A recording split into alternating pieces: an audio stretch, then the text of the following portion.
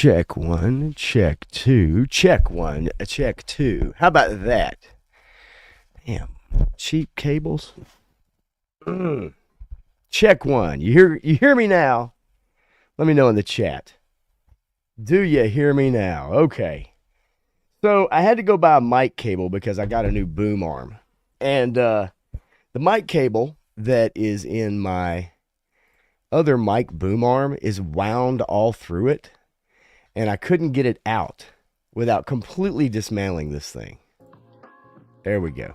So, of course, I get home with pizzas, feeding my son, and trying to get ready, saving articles. And, of course, I forgot to hook up the mic cable. So, there you go.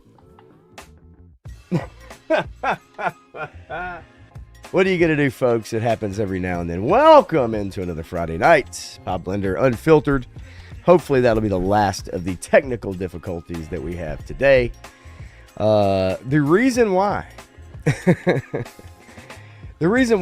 I had to get a new mic cable is because your boy has a huge widescreen monitor that I got for Christmas in front of me now.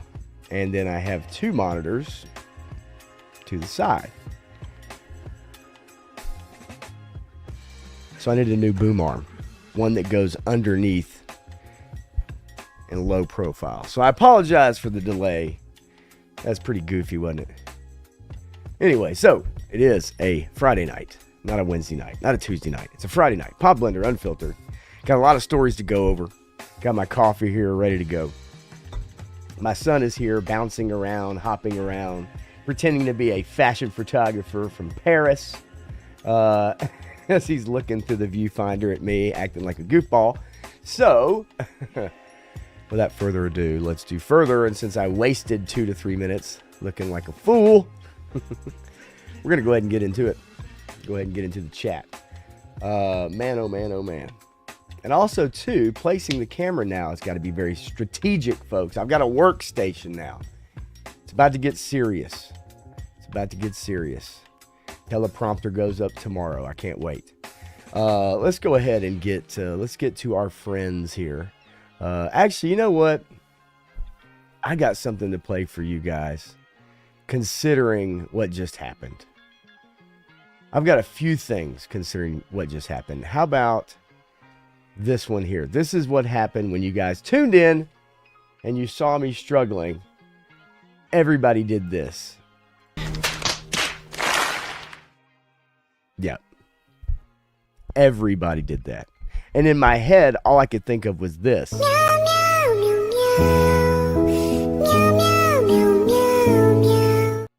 Yeah.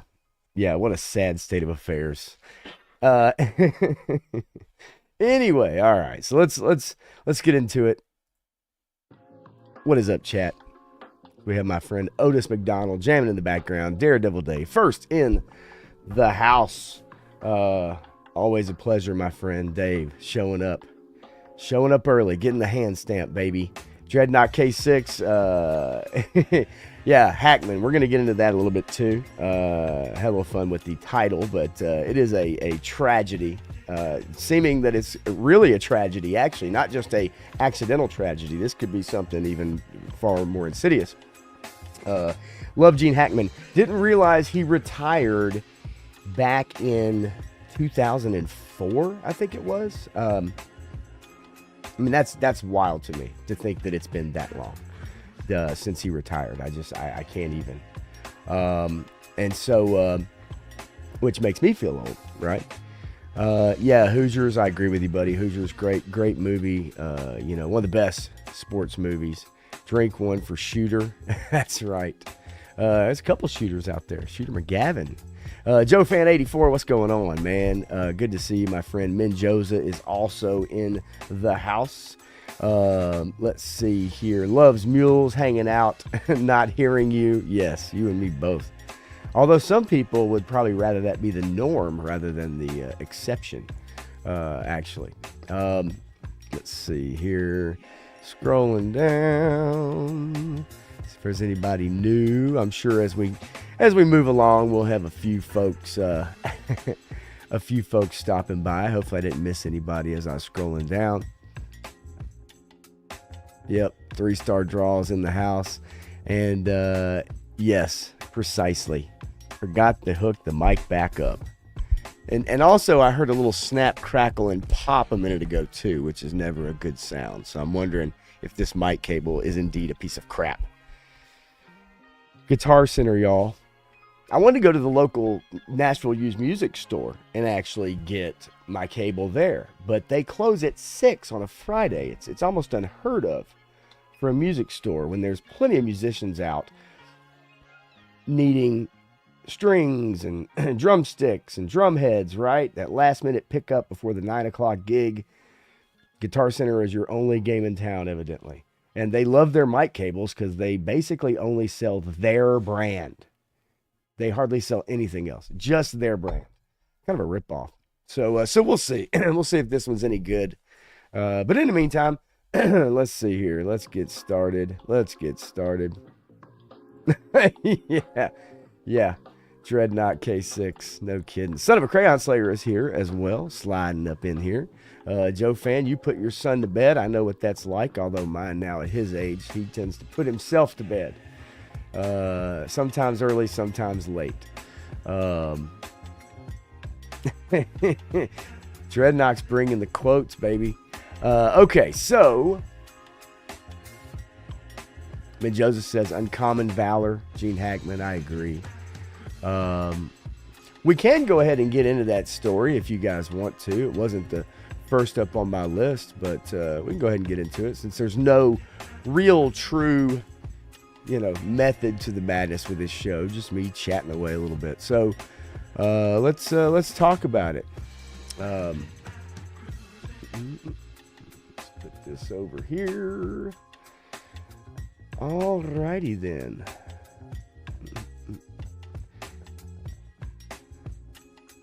Gene Hackman death latest. Police treating deaths as suspicious now after pills were found near the wife's body.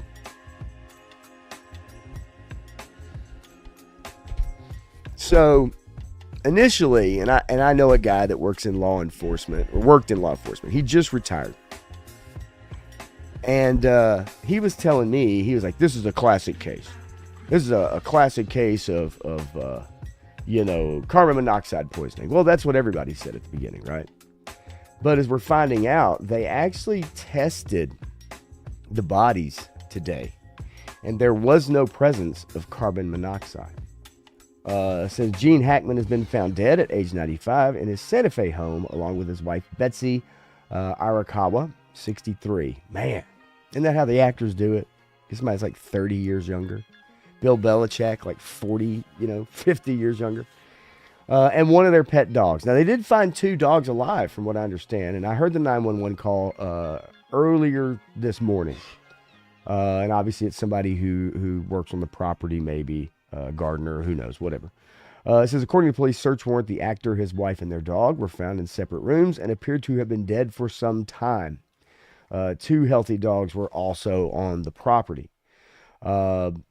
Now, I'd seen a report earlier that said, and I guess I misread the picture because it said like the last sighting was March of 2024, and it showed a very elderly Hackman and his wife leaving a restaurant or something like that. He had a cane, but I must have misread it because I assume as has come out that people have seen them, and but the public not so much, right? And of course, we're not keeping up with where Gene Hackman is anymore. But it says that initially said foul play was not suspected. The sheriff, Adam Mendoza, initially said foul play was not suspected, although a search warrant affidavit has since ruled their death suspicious enough to require further investigation. Despite earlier speculation, the document adds that there was no obvious signs of a gas leak. His daughter, I guess, is the one that suspected it, which now brings into suspicion on her. Going ahead and providing excuses, right? Says the actor is one of the best loved stars in Hollywood. We know that. Unforgiven, French Connection. He won Oscars for the Royal Tenenbaums, which actually, I saw that film years and years ago, probably a year after it came out. And I heard he was a real asshole on the set. I heard he was a real asshole on the set of the Royal Tenenbaums. But everybody has a bad day. Says right now, Sheriff Mendoza said the couple died around midnight on Thursday night, just a few days ago, a couple days ago. So this whole timeline kind of throws me off because people, it's speculated or said, they've been dead for quite some time. But then today is Friday, the 28th. So midnight on Thursday would have been yesterday. Am I missing something? Are we talking 2024 here? Like I don't I'm not sure here with this. But nonetheless, he says, I want to assure the community and neighborhood that there's no immediate danger to anyone. Obviously, you're going to get your actors that have worked with him and such, putting out tweets like Jennifer Love Hewitt, who at one time would have been the love of my life had she accepted my advances that I never made. Yeah, I mean, all the support pouring in. Clint Eastwood, which is kind of interesting, isn't it? That Clint Eastwood would survive, that Keith Richards would survive Gene Hackman. Fascinating. But, we don't need to go through all these. But right now, it is really interesting that, now, of course, at this point now, being considered suspicious. And with no carbon monoxide poisoning, then yeah. That makes a lot of sense. I don't know, I don't even know, obviously if there's no signs of robbery, right? If there's no signs of forced entry, the house was locked up. 2 of the dogs were okay. One was in the closet, bedroom closet, I believe, or bathroom closet maybe. It's just weird. It's a weird story. And it comes just a day after Michelle Trachtenberg, who was on the Buffy the Vampire Slayer show, who was also 39 years old. She passed away. But that could have been from I think, a liver transplant. She had prior health problems. Let's see what you guys say. I kind of want to see what you guys are saying in here. And 3-star, I apologize. I don't have the YouTube app or have YouTube pulled up on my PC. To see what comments it's blocking. There are certain words I have blocked, but I don't think it's anything you would use. They're the worst of the worst, right? Let's see here.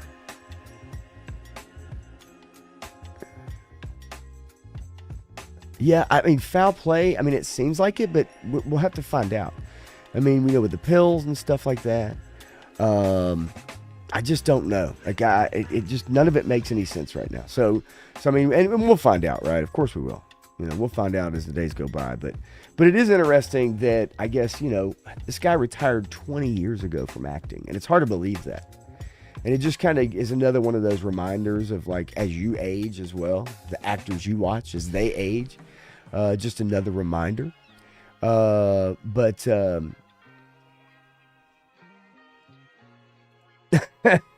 Dogs generally freak you out during CO2 leaks from my experience. Of course, I know a couple people, especially one, that definitely knows quite a bit about that. As 3-star Draw says, not always, right? And obviously that's not the case here. They've ruled that out. So, who knows? But yeah, 95, that's a good life. That's a good long life, right? Let's see here. Just trying to scroll through real quick and see what you guys are kind of saying here. Let's see if I can do a little dazzly-do here. There we go. Now we're talking business. It's much better. Joe Fan 84. Let's see. Blind New Son of Crayon Slayer.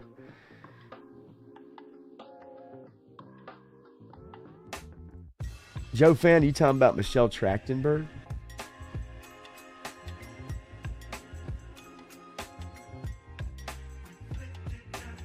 Oh no, Rosie O'Donnell is blocked. Are you talking about from the comments? Because that would be great. Yeah, actually, Joe Fan, Young Frankenstein, a great movie. He was in that too. And yeah, I got you. Yeah, no, Michelle Trachtenberg. Yeah, she was great. But that seems, they said natural causes.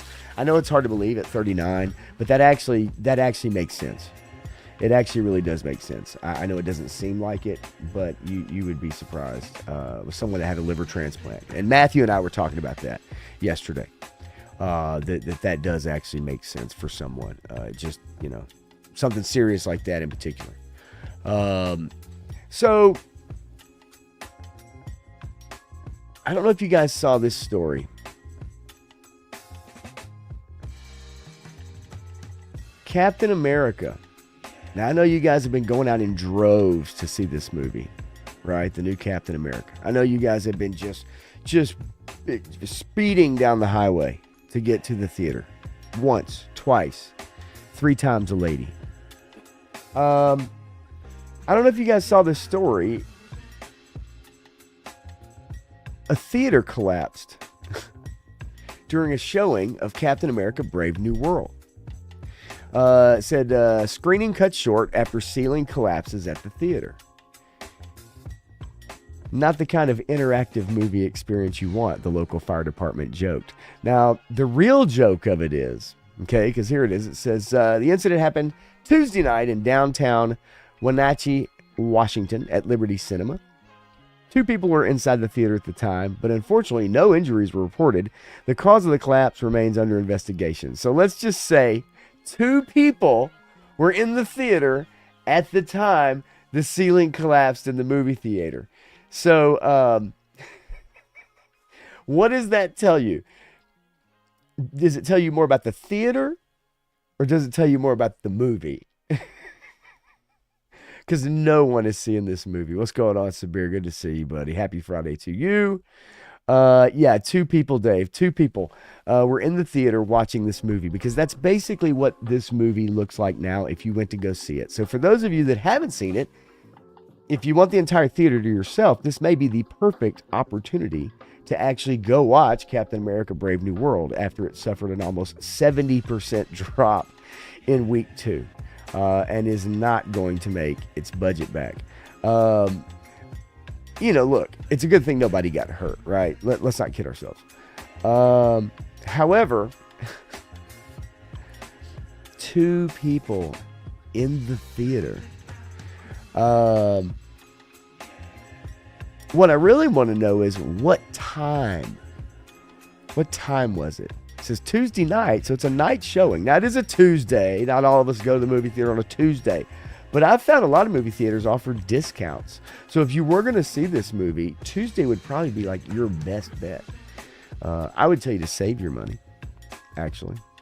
But really the most entertaining thing about this story, ultimately at the end of the day, is that a theater roof collapsed during a movie. No one got hurt, and there were only 2 people watching the movie. I think that's about all you can really say about this. For those of you that missed the Captain America Brave New World review, I wouldn't even waste your time streaming it on Disney when it comes out. It truly is not worth your time. It doesn't give you any new information. It's a nonsensical plot with a lot of exposition, and you'll wish that you had your money back. Now, I sailed the high seas. Okay, I got on my pirate costume. I had some guys helming the sails. I steered the ship with my captain's wheel, and I sailed the high seas, and I watched Captain America. That's all I'm going to say about that. If you're going to watch it, that's the only way to do it. I thought I'd bring up a couple funny stories before we kind of get into some of the other stuff. I've got some idiots of the day for later. I've got 3 videos of the day, and one of them is absolutely hilarious. I mean, just a riot for me, and maybe for you. And then I may wait until Wednesday night to go over the Hasbro news from Q4. That is a pretty big deal. And if none of you have seen this information yet, it's very telling about Hasbro as a company and where they're headed and where they've been sales-wise. Just to maybe hold on to that in the back pocket. If not, Matthew and I may talk about it on Tuesday night. So I have to check with 3-Star Draw, see what he really wants to do and wants to get into on Wednesday night on Seven's Wild. Coming up this Wednesday at 9 p.m. Eastern. So listen, let's go ahead. Let's get into the fun stuff, shall we? The Epstein files. We've been waiting. We've been waiting on the Epstein files for quite some time. Who knows where they've been? Evidently in the hands of the FBI. Do you want to talk about a just brutal disappointment? And for those of you that are not Team Trump, and I understand if you're not, for those of you that are not Team Trump, then for you this was probably a win because they had egg on their face. This huge reveal, you had social media and YouTube creators, you had all these people, and it was a big nothing burger. It reminded me of Geraldo Rivera when he went into Al Capone's vault, and most of you are probably old enough to remember that. When Al Capone's vault was raided by Geraldo, and there was nothing inside, basically. It was a huge letdown, and it had been built up by the network. It had been built up by Geraldo, and it just became this big freaking deal. And when it was revealed, it was egg on Geraldo's face, and he actually took a lot of heat for that. It actually took a while for him to come out of that. He also had the TV show and a chair. He got hit with a chair and broke his nose and all that stuff, you know, and But nonetheless, Geraldo's kind of calmed down since those days. But Attorney General Pam Bondi accuses FBI of withholding Jeffrey Epstein files. What to know? She's accusing the FBI of withholding or possibly erasing a lot of names on that list. Now, if the FBI had this information for this long, and we've all been waiting for it, but it's been sealed up. Don't you think this makes a lot of sense? Like, don't you think this makes a lot of sense that the FBI or the powers that be over the last few years would try to sift through that information and pull out anything that they could that would implicate anybody that's still alive, that would implicate anybody who is a national hero, maybe people that are known as national heroes to us, famous actors that have a clean record, you know, people that we only know as just upstanding citizens, great politicians, presidents, right? So that was a big letdown today, or yesterday. It was exciting news. I talked to a couple of people that even didn't know. But then when it started to come out, you realized that something was up. And at this point, I just don't think we're ever going to actually get anything out of this. I really don't.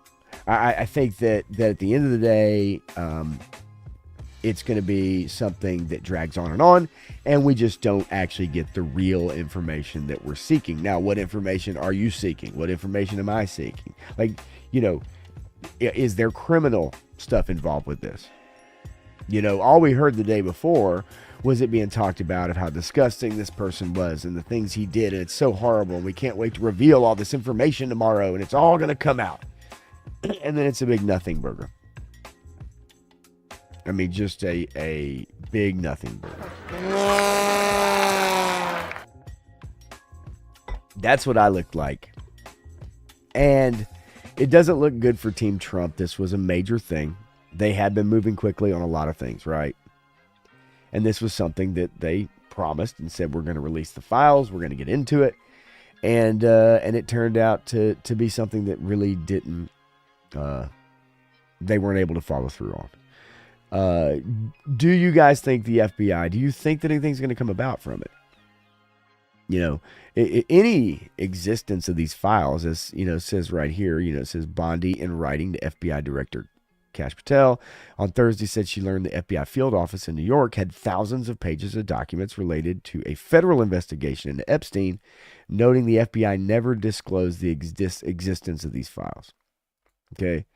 Then she directed Patel to probe why the documents weren't initially provided and requested the FBI to deliver the full and complete Epstein files to her office by 8 a.m. Friday, today, which she said would include all records, documents, audio, video recordings, and materials related to Jeffrey Epstein and his clients.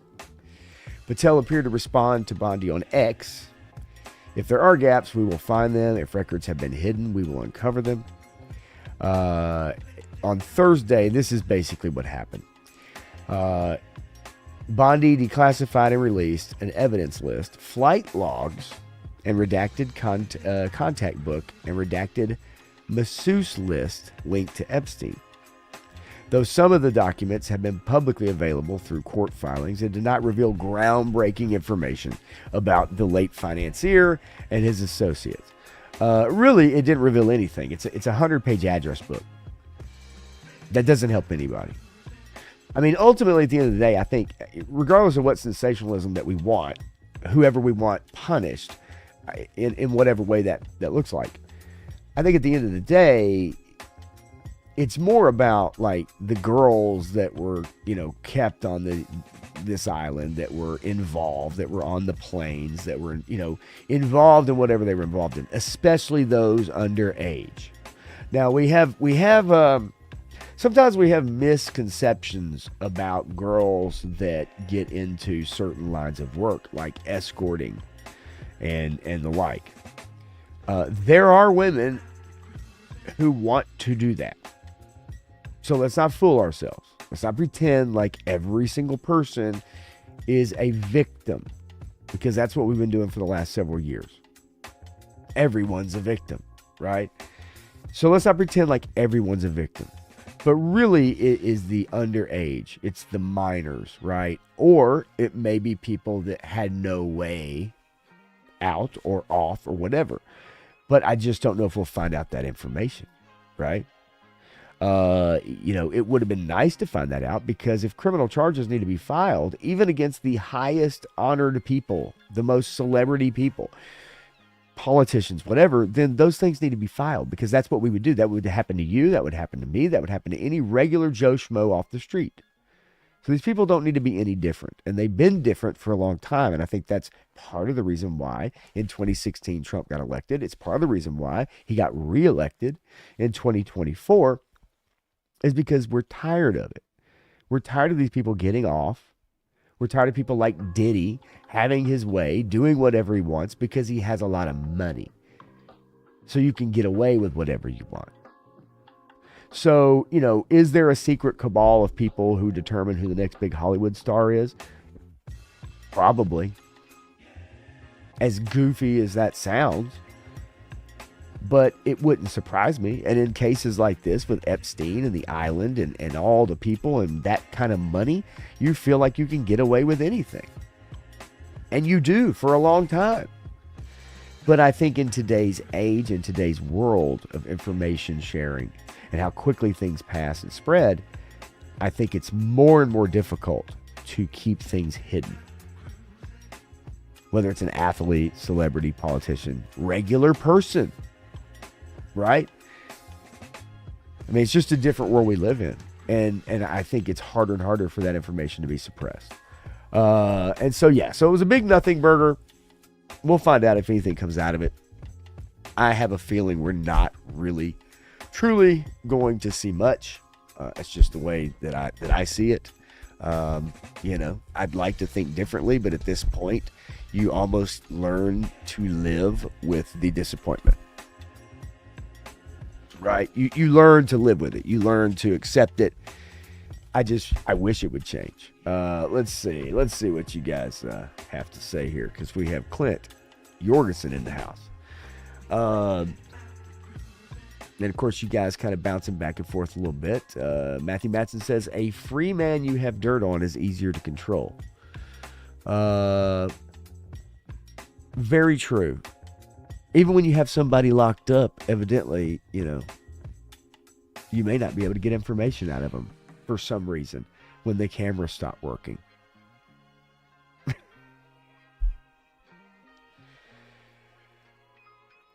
Sabir Del Norte says, yeah, LOL, that was the epic fail with two of the headliner appointments that didn't deliver one iota of value.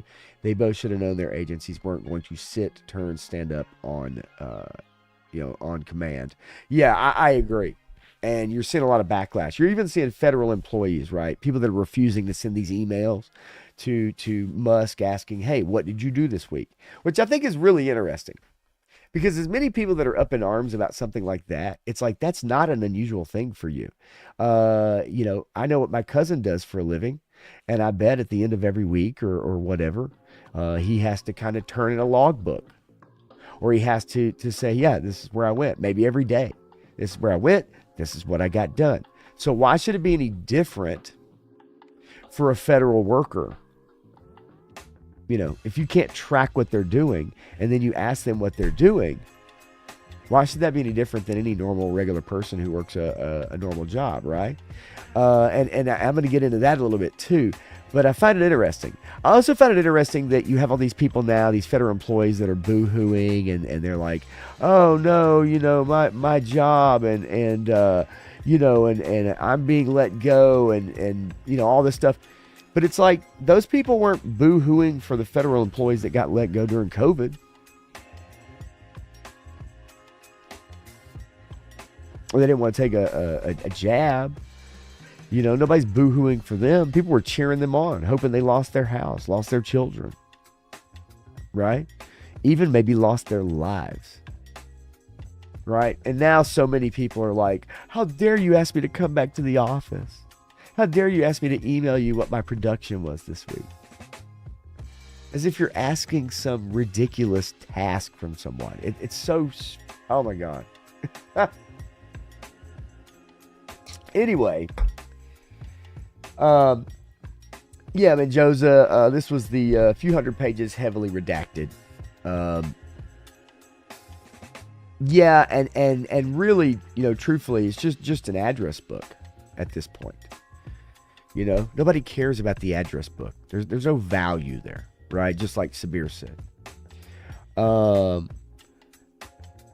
Let's see here. And Dreadnought, people trying to hard to glean silver linings from things. And honestly, he says, I just prefer straight bitching at this point. The culture is shifting. We could get proper leadership. He's talking about Hasbro if we banded together. And we may not get into that because there's a lot to show. There's charts and everything. But I feel you on that. I'd love a 3 3/4 inch flag as well, Joe fan. I'd be down with that. Yep.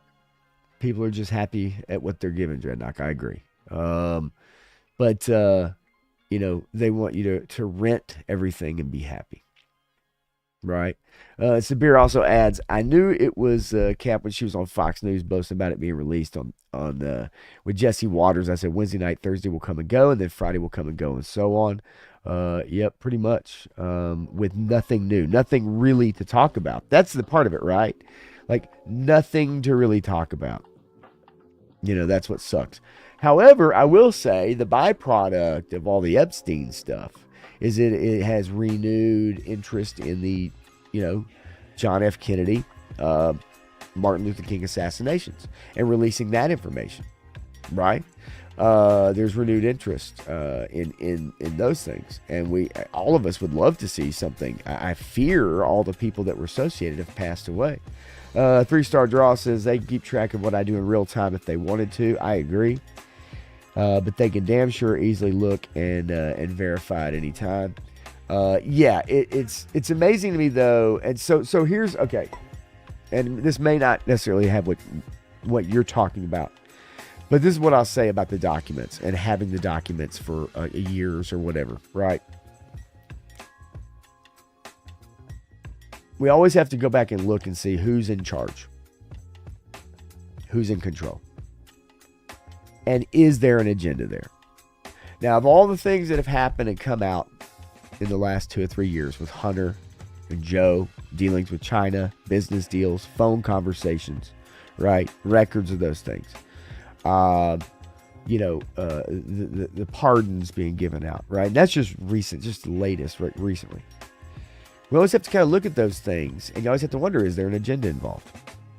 And if it is, and who's in charge, well, why or what is the agenda, right? And so those are questions that always need to be asked, regardless. And I feel like, truthfully, I've said it many times. I think most all politicians, in some shape, form, or fashion, there's just not many good ones out there. You might have a couple, but they're all rich. They're all in it for themselves, right? And anything else that trickles down that helps you out, great. They'll take the credit for it, that's for sure. But as you look at like LA, they won't take the credit when bad shit happens with the fires.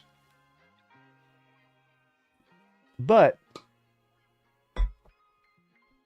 I think that when we look at who's in charge and the lack of things getting done, the lack of information to the public, why were these records withheld? Why did it take Trump coming in and demanding an executive order to release these files? This could have been done. This could have been done right afterwards. So why wasn't it done right afterwards? Those are questions that you need to ask. I mean, those are valid questions that need to be asked. Why weren't these things released? Those are my questions, right? And those are valid.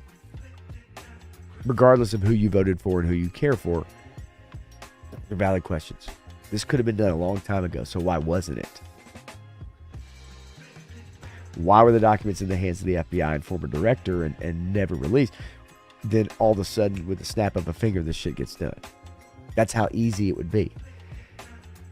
Which also tells you, from a public perspective, how much your leadership actually gives a shit about the very public that they say they care about. Right? It's just one of those things. Dreadnought says everything is and has been logged, every call, text, and pic since 2000. I helped convert the systems over working for Charter, and we talk about the Freedom of Information Act after 9/11 in particular, right? Where everything could be recorded, everything could be logged, every phone conversation. They could listen into your phone conversations, everything, 100%. Bobby, you know what? Bobby Wolds in the house says, have you talked about Newsom podcast? I haven't. But I do have some news in a little while. But it is not about the podcast. I would like to bring that up, but I did not prep for it tonight. So I would be going in pretty blind. I know a little bit about it.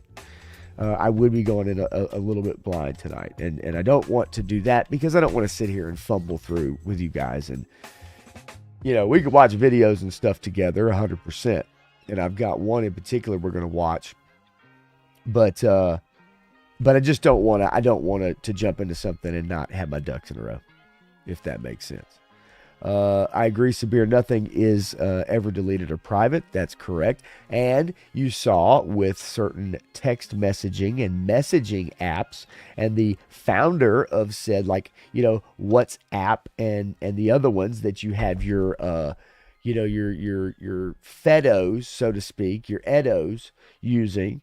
We've seen that the founder, of one of those has been arrested because you have bad people finding ways to try to have their messages deleted. Now, I'm not saying, I'm not a big fan of the license plate readers. You guys may be. I don't know. I don't care. I'm not a big fan of them, but I understand why people would want them. However, we can't be foolish enough to think that, again, in this day and age, every phone call is logged. You are pinged to every freaking tower around you. So I agree with you guys. 100%. I agree with you guys. Everything's logged. Right? And yeah, Dreadnought, right. 1,000%. Yeah. I agree. It all is. So for those, back in the day, and I brought this conversation up. Back in the day, you could go off somebody and get rid of the fingerprints, or you could, have an alibi saying you're in one part of town or something like that. Okay, I'm just talking about the most evil of the evil people. You can break into houses. You can do stuff. Think about all the advances and all the technology we have now. Even DNA testing, hair testing, right? For how long were those things not available? Ring cameras on every damn doorbell on every street, every house on every street. Security CCTV on businesses all up and down a street, right? You've got the phone towers that ping everything.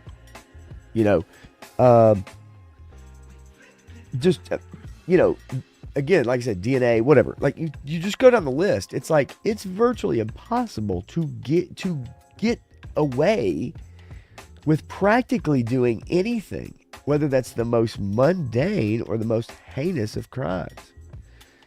So yeah, we can't pretend like, somehow these things get lost. Right? It got shredded. The paper got shredded. The dog ate my homework. It's just not possible these days, right? But anyway, so listen, we're going to bounce off that, and we're going to bounce into this because I did bring it up for just a moment, and I do want to look at this article momentarily.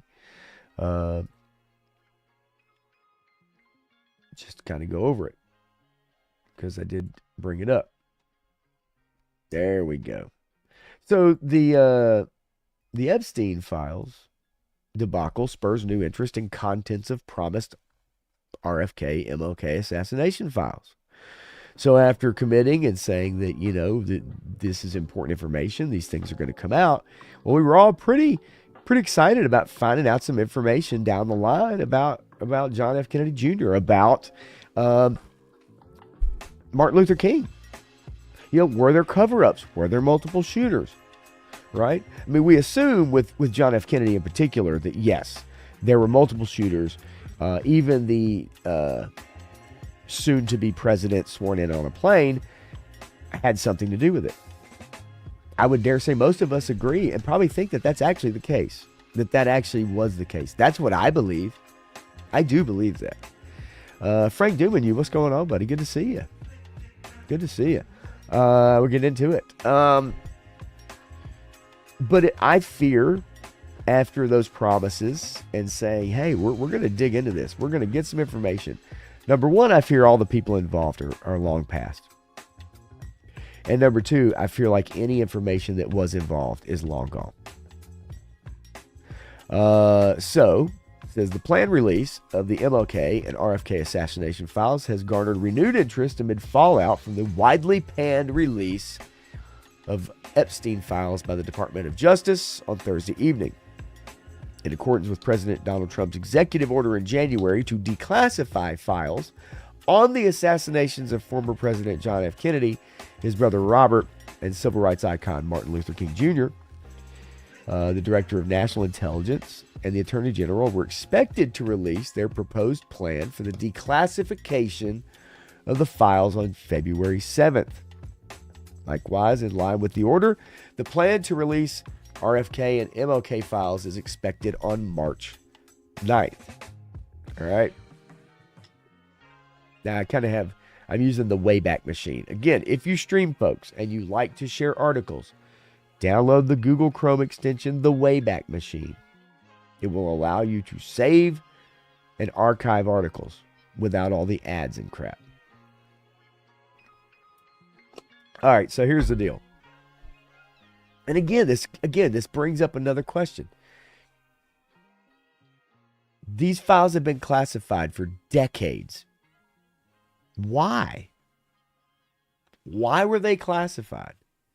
Why was the information never revealed? Because there's an agenda. This time, it doesn't necessarily have to be the president. It could be other parties involved, foreign parties involved that still have power within our own government. The UN. Who knows? But it is interesting, right? It makes you wonder, Why could this stuff be released years ago? Viper Scouts in the house. What's up? Viper. Coming to Vipe Yacht Windows. 3-Star Draw says, all the JFK stuff has supposed to have been released this year for a long time. Just for that reason, everyone related to it is gone. Don't know about RFK and MLK. Yeah. I mean, you got to think the RFK, JFK stuff, in my opinion, are related in some shape, form, or fashion. You would think.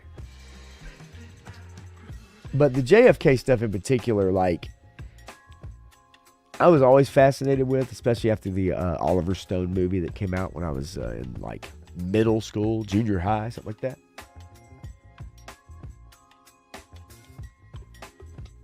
Always fascinated me, right? Because when you add it all up, you look at the video, you look at all the aftermath, you look at, Jack Ruby, Lee Harvey. I mean, you just look at all these things and none of it adds up. And the Bay of Pigs invasion, that was a disaster. Brink of World War III. There's a lot there. And so we've always suspected. I always say it's like play detective. Just play detective in your head. And sometimes the most obvious response is probably the correct response, right? Was it Occam's razor, I think? So we've all played detective for years. With John F. Kennedy in particular. Now, the Martin Luther King, that's another one that, yeah, like if there's information at this point in our country's history and at this point with such a focus on promoting, civil rights, which now to me sounds ridiculous to say, but you understand where I'm coming with that, right? And all the focus on DEI programs, all the stuff, that you would think that would be first and foremost. That would be something that you would want out there as another feather in the cap of those who say, hey, there should be, reparations. Now, I think that's a ridiculous premise, but you understand where I'm coming from, right? For those that are beating those drums, that would be something, another feather in their cap to say, hey, see, we told you this was a conspiracy.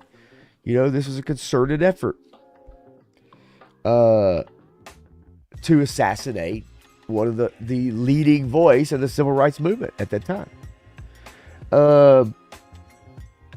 But yet we've heard nothing. We've gotten nothing, right? But you would think now, more than ever, would be the perfect time to bring that information to light. But everybody involved, they're all going to be gone, if not already. And then what can you do once you do release something and you have names? Then what can you do after that? You can't do anything. What do you punish their family, their kids? They have nothing to do with it. So see, right? So then it brings into question, well, then why not just bring it up and just put it out there anyway? It's odd. It's like, Requiem says Occam's razor is basically the simplest explanation, tends to be the correct one. Exactly. That's what I was referring to. Playing detective, right? Usually you come to what seems like the simplest explanation probably is. And again, with the Kennedy stuff, the John Kennedy, the Robert stuff, Sirhan, I don't know. It'd be interesting to get this information. Dreadnought K6 says, Pop, the state is still there. A specific person is actually irrelevant. I'm with you. I understand that. Right? But people want names. People always want names. Clay Jorgensen says, the thing that will come up on MLK is a lot of what the FBI learned about his character. Now you're getting into something, right? Because yes, not everybody's perfect. That's for sure. And there were character flaws that a lot of us have, right? Let's just say that he liked his women's. That's just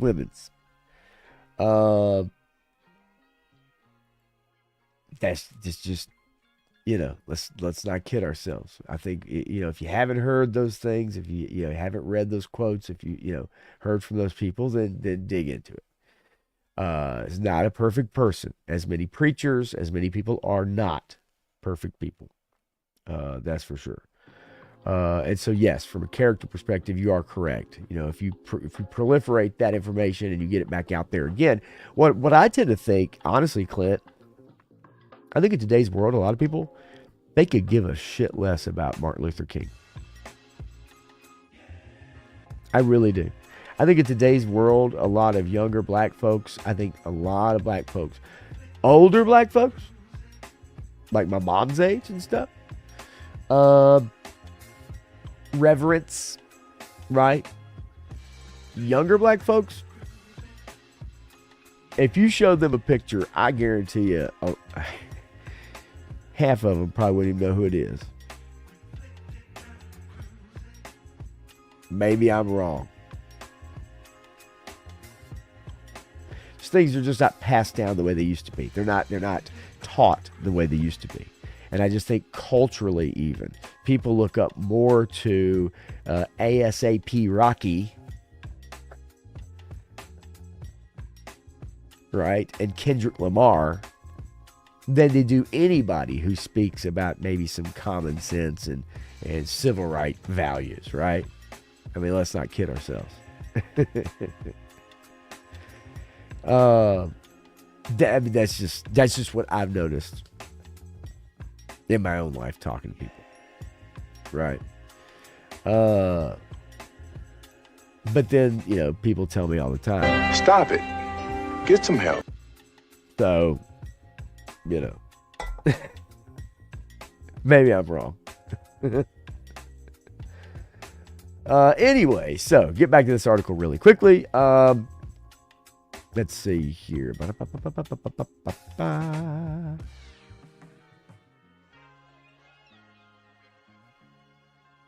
The RFK and MLK files release plan deadline comes just weeks after the Justice Department revealed a batch of Jeffrey Epstein files Thursday, with many of the documents already having been released during the criminal trial of Ghislaine Maxwell, Epstein's former lover and convicted accomplice. Obviously, the lack of new material provided criticism of the Trump administration after making a lot of promises. You know, Bondi making a lot of promises. It says that author of Case Closed Gerald Posner told Fox News Digital he expects there will be news in there, but it's not going to be something that turns upside down or understanding what really happened in those cases. I agree. And I also think that's going to be the case in anything having to do with RFK and MLK. I think we're going to be highly disappointed if any information at all comes out. Highly disappointed.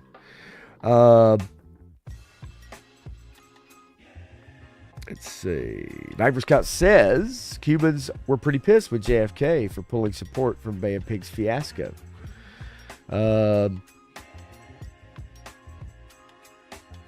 Yeah, there were many. Look, he had plenty of people on his bad side. I mean, we could all agree with that, right? You know, you only really hear about the good things because he was in the civil rights movement, right? He was there, you know, in lockstep, so to speak, at the forefront. He wanted to go to the moon. That was something that was like, you're crazy, right? But so we hear about the good things, but he had plenty of enemies, right? We know that. And then Sabir, they don't have all the information on MLK. Most know from academic retelling and films than any written based materials aside from the publicized books made. And that's true too. Again,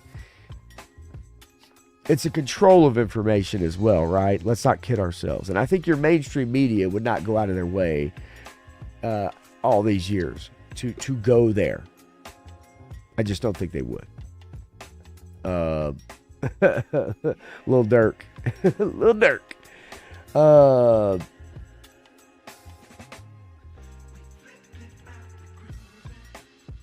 mean, you know, and look, you know, Dreadnought, I don't know that that's the case. I mean, I'm not going to say that, right? I'm not going to say that. I just think that it just saying that if you know, showed a picture and you just said, hey, do you know who this is? But we see it all the time with anybody. Right? I mean, you know, my point being, though, is within the movement, within the importance of the movement, how many young black kids, growing up, do they know who he is? Do they even know what he looks like? Because I think we do see it a lot with people. You see those, they do those little Johnny on the street things or whatever, and they interview people. And they'll ask them just one of the most basic questions of basic questions, and you'll see people that have no clue. That's kind of what I'm referring to, kind of that kind of thing, right? It just seems like, I think it's not something that is as important these days as it was then, and so those things tend to get lost and not passed down to children in particular. That's kind of where I'm going with that. But yeah, I mean, and yeah, you may be right, Samir. I mean, as far as the rug pulls, right? I mean, it's this next year or two, especially with some of these subjects, things could get real interesting if they're continued. A lot of times these things fall off by the wayside. People lose interest, right? Unless something really new comes out, people lose interest, and the media will move on and make you care about something else. I mean, they just will. Clint Jorgensen says, be interesting to see who they think killed Martin Luther King. The man that initially pled guilty recanted his guilty plea, and another person has been found liable, but MLK family thinks it was a cop that shot him. And it very well could be, right? All we've ever seen is like reenactments. I remember as a kid watching movies in school, they'd show you like little history movies, and it'd be like a reenactment. Standing on the balcony across the street or across the way, and that's how it was always portrayed, right? Which, probably close to how it was. But yeah, I mean, I doubt we'll ever really find out. Again, Al Capone's vault. Viper Scout watched the Boondocks episode where MLK woke up from a coma instead of dying that day. It was hilarious. I have not seen that. Holy crap. Okay. I definitely would like to look that up. War Chest has a very good idea here. Very, very good opinion. I do like this, War Chest. Many younger black people feel disconnected from Martin Luther King, viewing him as a figure from their grandparents' time. I agree. I definitely agree. Today, they lean towards radical change. I also agree. Often fueled by BLM and more aggressive tactics. I also agree, because if you told them that a sit-down, nonviolent protest is the way to get things done, probably look at you like you're crazy as shit. But we've seen the other way doesn't work. Right? We have seen the other way definitely does not work. But I could see where someone younger would say, well, the silent protest way doesn't work either. Right? So I get it. But that's a good point of view, War Chest, definitely. And it makes a lot of sense, for sure. Let's see here. Give me one sec.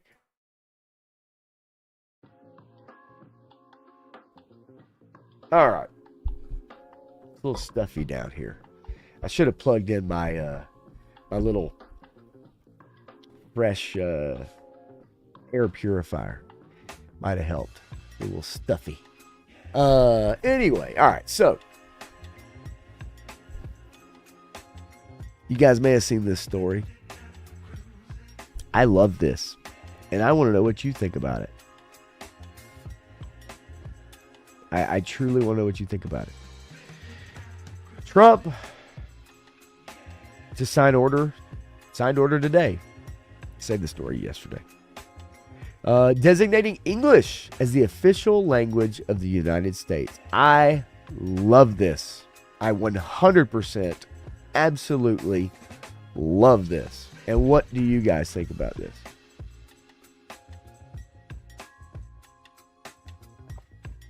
I really want to know what you guys in the chat think about English. I just had this conversation the other day. Might have been with my son. I think we talked about it on the way to the dentist. Anyway, I love this. I fully believe that you need to declare a national language. And the language that is spoken in the United States is English. Now, it can be bastardized. It can be flip-flopped around upside down. But the bottom line is that's what we speak. I don't care how many immigrants you allow in. I don't care how many people that move here from all over. If I moved to a foreign country, I would be expected to learn their language. If I packed up and went somewhere, I would be expected to learn their language. Are there places where you can get by speaking your native tongue? Sure. Tourist spots. If you go to Italy, if you go places in Mexico, right? France, Germany, wherever. Yes, of course there's people, because English is such a, as far as a language spoken around the world, we make the world go round. That's the truth, folks. But we need it declared as our national language. And I like this. I like this a lot. Because this should have happened years ago. It says the executive order will rescind a mandate from former President Clinton that required the government and organizations that receive federal funding to provide language assistance to non-English speakers. So that's rescinding that mandate. I mean, this is going all in. I like this. I like this a lot. Clint Jorgensen says, he should have done American Sign Language. Sign language is not a bad thing to learn, actually, not at all.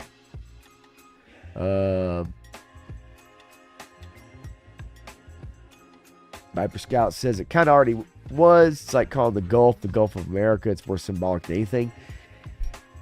Yes, but when it pertains to also certain things like what we're talking about here, with the mandate about requiring government organizations that receive federal funding to provide language assistance to non-English speakers.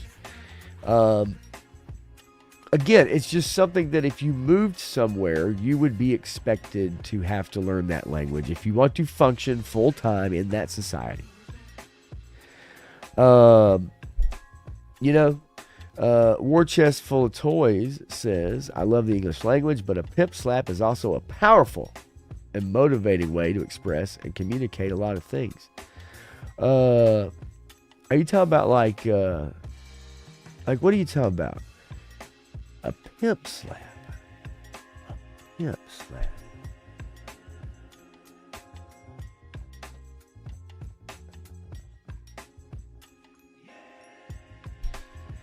You mean like this? Truly, it feels like powder. Oh, it's funny. Keep on laughing. Bring your face over here. Pay that shit. Wow.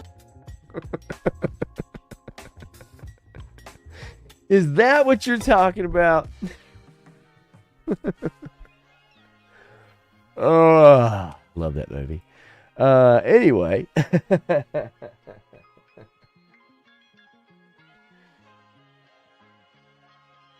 Sabir.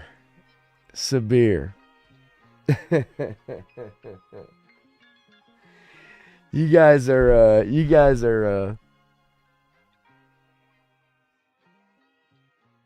Put a bitch now, bitch! I need to slap my goddamn self for that.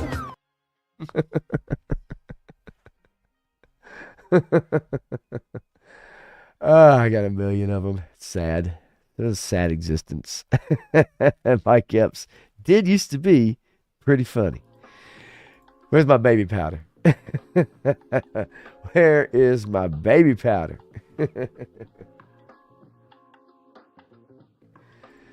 Oh, Lord. Anyway, no, look, I'm in favor of this, honestly. I know a lot of people say, well, how could you do that? How could you, hey, got to learn. I mean, when you have children in schools that are holding up other kids, holding up kids from learning and shit because they don't speak English. I mean, I can't even imagine a kid growing up, going to elementary school, middle school in this country for 8 years or whatever, still not speaking English in high school. Or choosing not to, I should say, because that's also part of it. Yeah. All right. Before I get to one big story.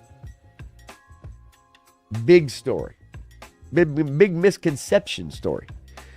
I want to show you guys a Terminator 2 2D game. It's going to be coming out later this year. Holy crap. What was that? You okay over there? Bless you, son. It's not one end, it's the other. All right, folks, here we go. A little Peggy 16 just for y'all. This is super cool. This is a Terminator 2 2D game that is coming out later this year. And I want you guys to check it out because it looks awesome.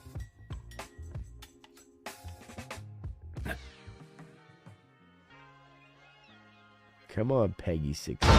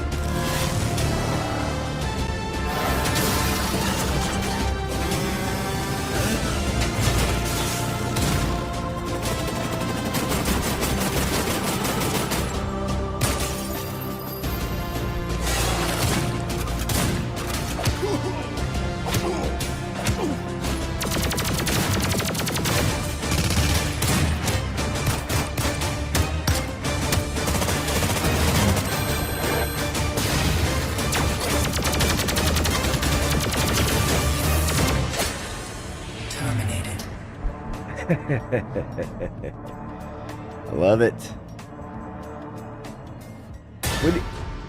We need more like 2D scrolling games. This reminds me of a 90s arcade game, right? But we need more like AA games, old school games like this. I know these pixel games are very, very, very popular right now. But this game looks awesome. Like, it looks freaking awesome. Let's not kid ourselves. It's pretty badass. And just a fun game, right? You don't need a 100-hour game. You see something fun. Something fun to play.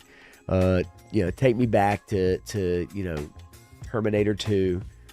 That's super cool. Like, I love it. Absolutely love it. You guys may have heard that Kathleen Kennedy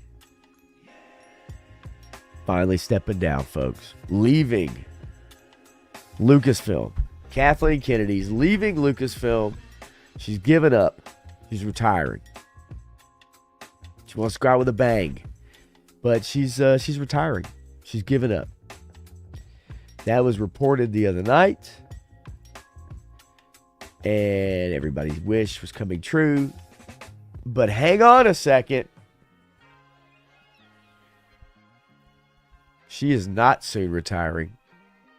And the films that will keep her in Star Wars orbit for years to come.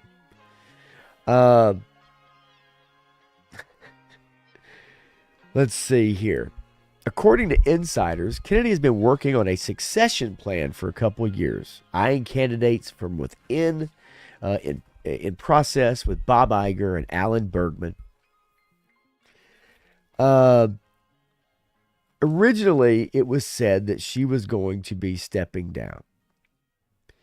However, she put out a statement that says, the truth is, and I just want to say loud and clear, I am not retiring. I will never retire from movies. I will die making movies. Now, for us Star Wars fans, that is everything we could ever ask for. I don't think anybody's ever said, you know what? You know that Kathleen Kennedy's producing that new movie. I really want to go see it. Now, there's people who might have said that she's producing that new movie and I don't want to go see it. But I don't think anybody's ever said, I have to go see that Kathleen Kennedy movie. This is somebody who's failed upwards, amazingly. failed upwards and hasn't done anything. It's one of the worst executives in the history of Hollywood.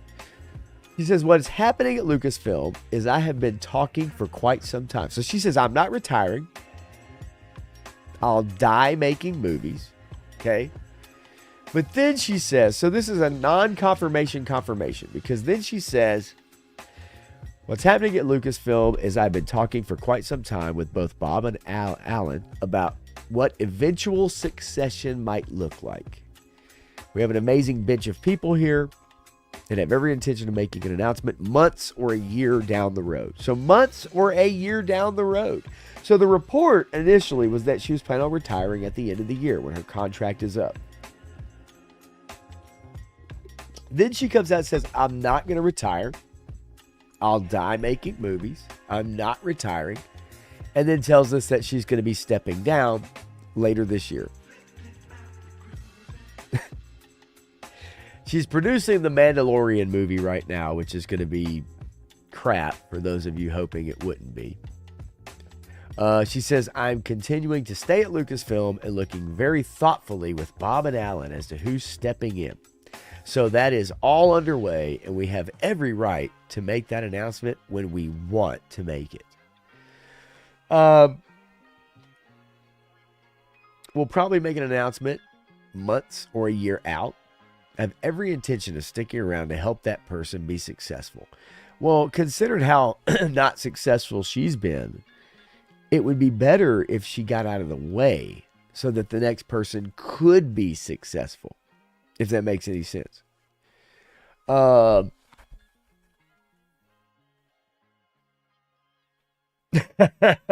see here. Yeah, she accomplished her mission, Sabir. She basically ruined Star Wars. So even if she did step away, she's already done it. Kids don't care about Star Wars. People don't tune in to watch the shows. Andor's coming out soon. And nobody cares. And that's the best thing they've made since she took over. But she accomplished her mission. She turned a boys brand into a girls brand, and everybody stopped supporting it. And kids could give a shit less about it.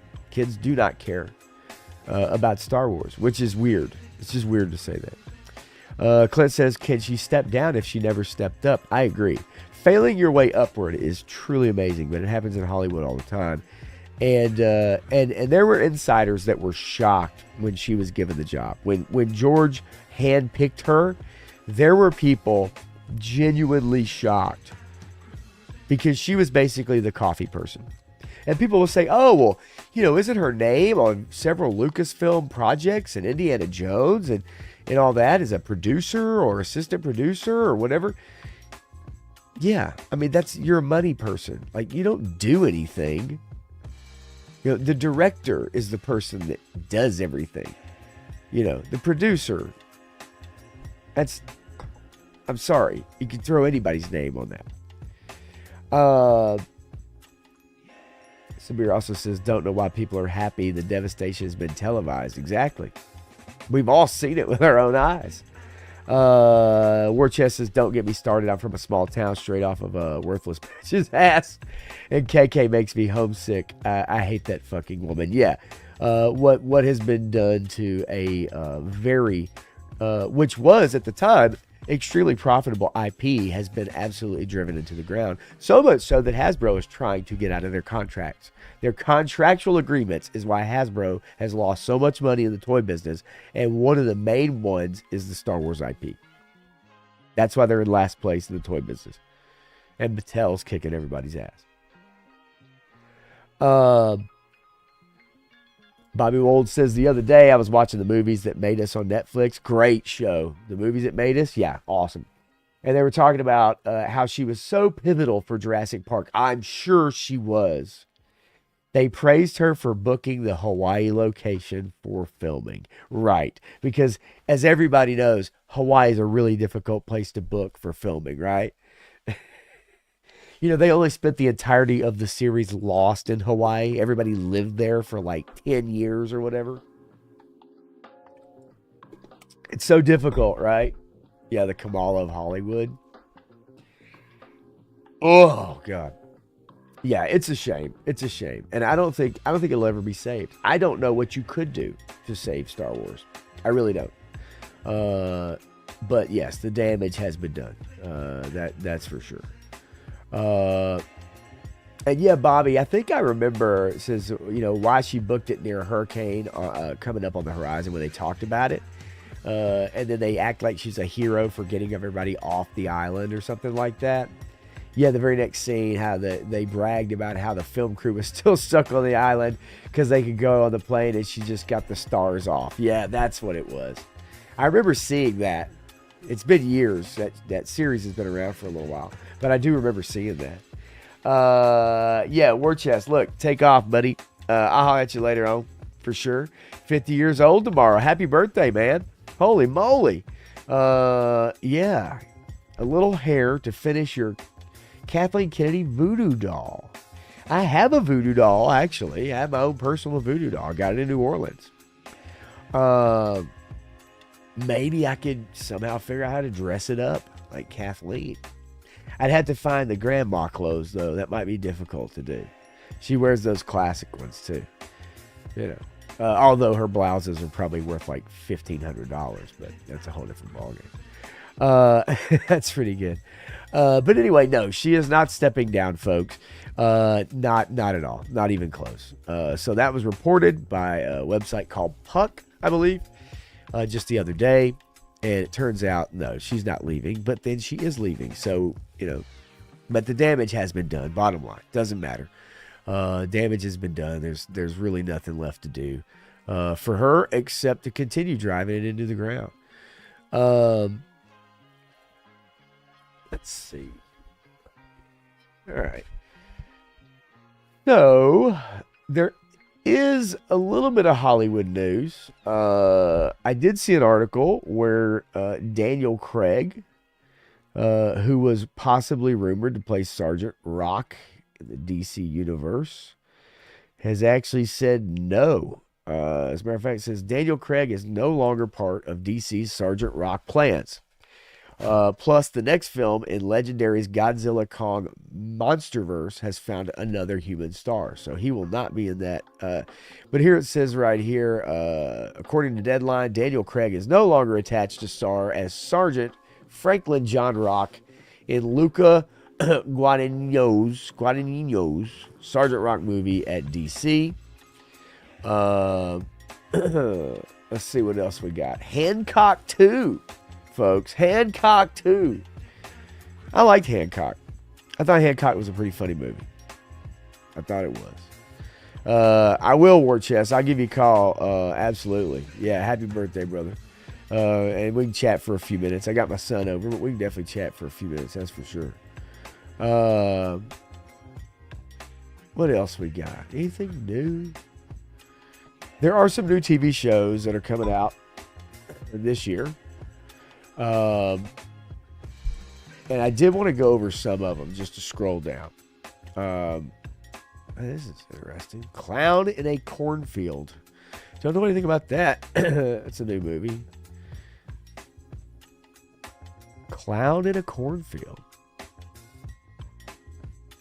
Sounds exciting, doesn't it? All right.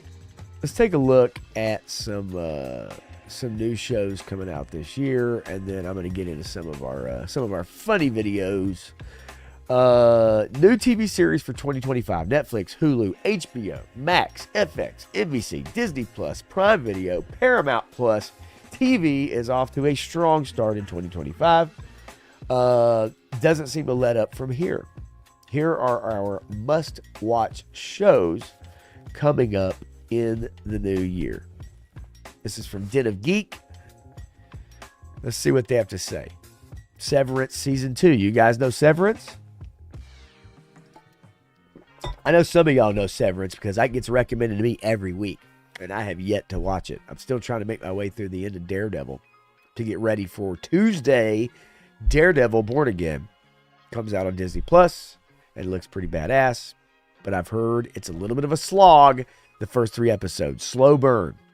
First 3 or 4 episodes. So if you're going to watch Daredevil Born Again starting on Tuesday on Disney Plus, be prepared. It is a slow burn the first 4 episodes or so. Bobby Wolf says Will Smith only needs to cock that hand once and ruins his reputation. Yeah, he needed some baby power when he slapped the shit out of Chris Rock.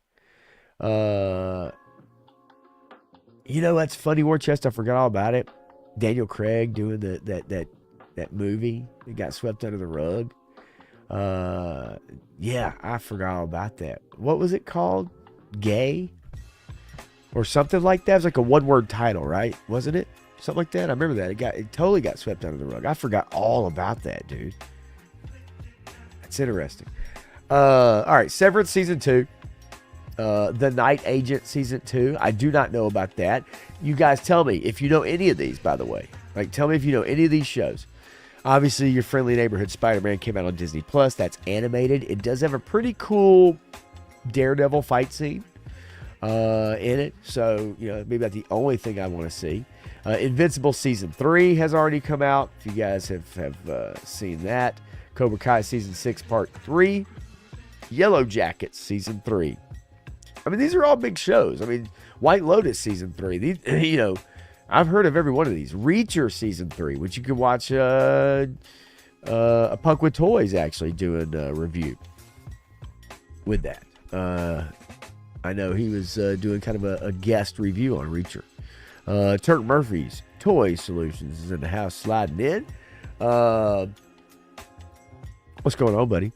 Good to see you. Let's see. We got Suits LA. Could care less about Suits LA. Daredevil Born Again, March 4th, Disney Plus, and it has all of the stars back from the original show. So if you watch the original show, this has got everybody coming back, and I'm down with that because I like that cast, and we need to see Kingpin, right? We need to see Deborah Ann Woll again. Well, I need to see Deborah Ann Woll again. How about that? I don't know. Righteous Gemstones, okay. I mean, you know, the funny thing is, I mean, every one of these shows is a big show.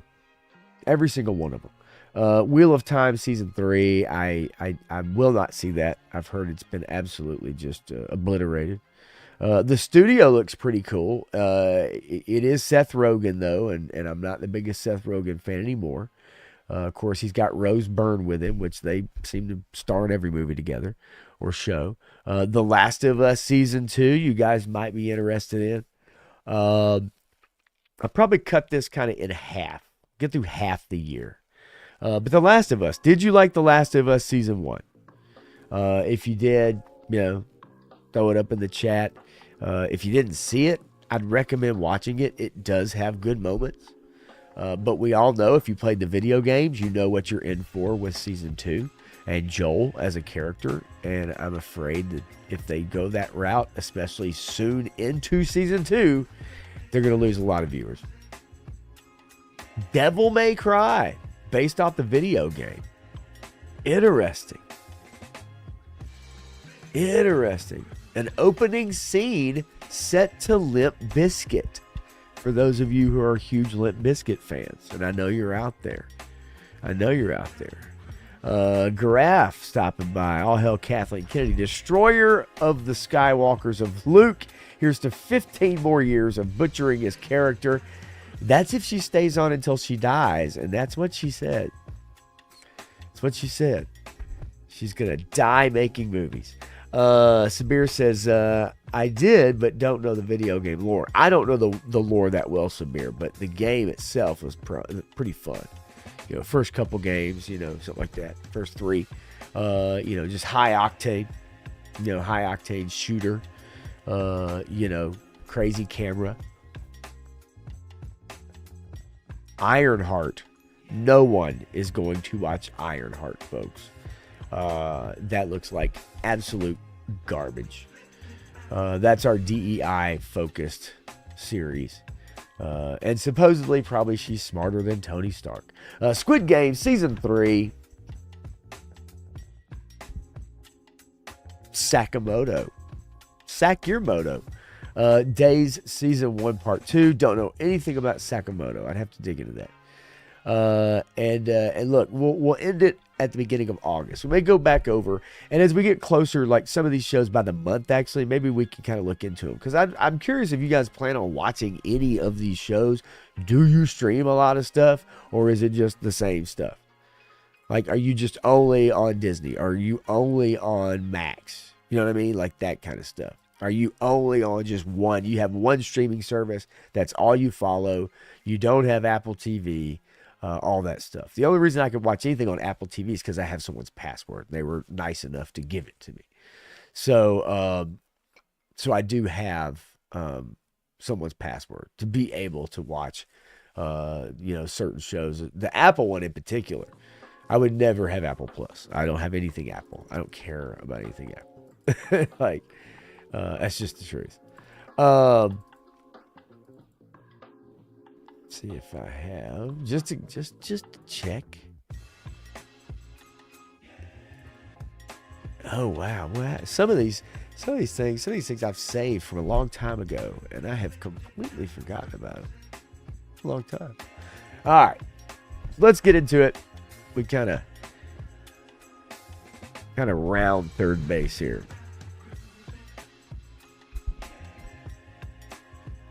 I want to know what you guys feel about the film scores in movies these days. I came across an interesting article about the death of the classic film score. Now, what would a Star Wars movie be like without John Williams music? What would Indiana Jones be like without John Williams music? Any of the Batman movies, Nolan Batman, Tim Burton Batman movies, right? Like any of your classic, all the, John Williams being probably the most prolific, right? But if you think about it, you go through history and you think about all the movies that we love.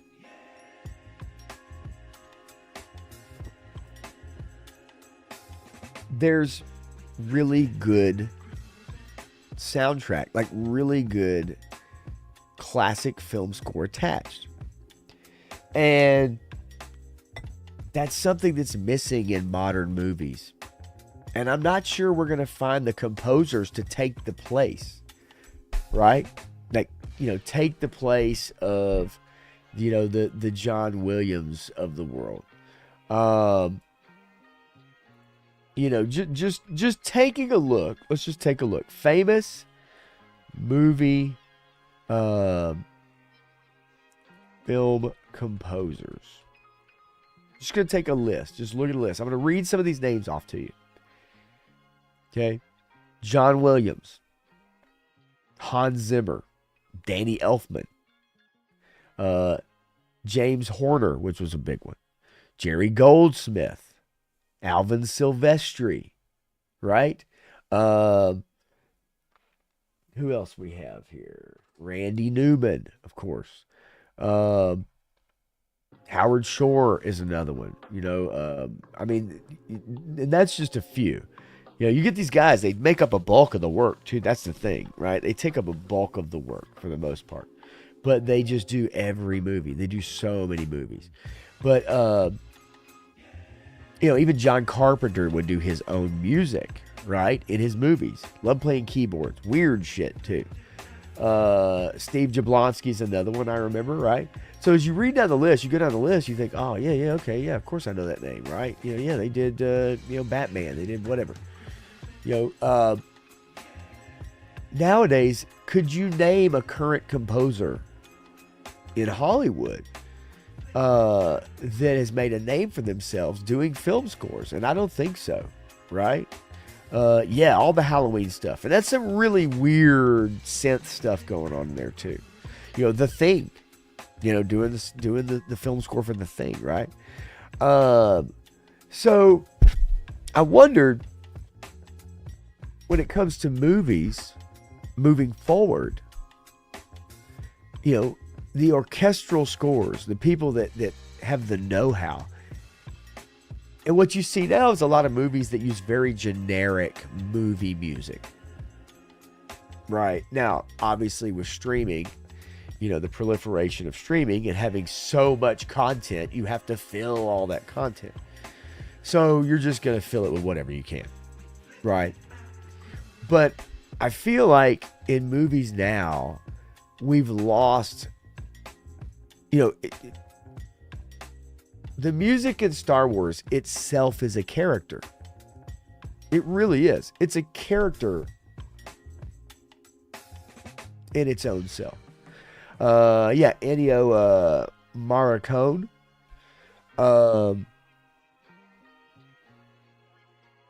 Let's just look at it. Let's just look up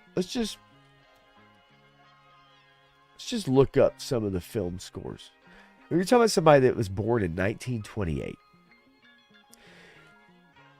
Fistful of Dollars, maybe. Good, Bad, the Ugly. Right? Yeah. All your Western stuff in particular. Like your Eastwood. Right? A few dollars more. The Professional. Yeah, it's interesting. And so you think of these guys, they're long gone. John Williams is in his 90s. Still wanting to compose. He composed the Star Wars music, you know, in the sequel trilogy that we all hate. The past 50 years of blockbusters and Oscar-nominated films have been one giant exercise in sweeping maximalism. What we hear is also what we see. People that learned how to paint a picture with their music, right? This article says, this past year has felt different. The Brutalist, a 3.5-hour, good God, Holocaust survivor story, shot in VistaVision, that could earn lead actor Adrian Brody his second Oscar. The period piece opens on its protagonist, a Jewish-Hungarian architect immigrating to America in the 1940s, who emerges from the bowels of a ship on the Hudson River with nothing but dread. You know, how long has he been at sea? What has he been through? It says, all we have is composer Daniel Blumberg's Oscar-nominated score. Triumphant melody chugs along like the gears of industry, preparing the audience for an American dream drama of valorous proportions. Then the theme starts vanishing. Gradually, the music mutates into something more alien, off-key chiming of a clock, percussive piano clanking and plucking, atonal saxophone solos that sound as if an instrument is being dropped. So it talks about how it starts off extremely strong and then just turns into just a wild, weird, sound effect kind of driven, you know, random score. You see a lot of contemporary, like, not techno, but like house. You know, to me, I think a lot of it is going to be super AI driven, right? Like super AI driven. And yeah, like sounds like science fiction, you know, or work of fiction.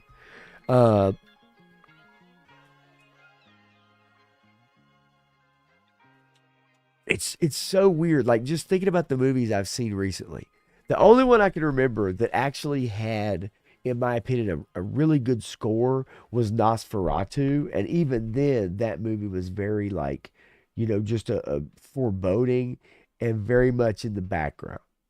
It was not something that, you know, played a character in the movie.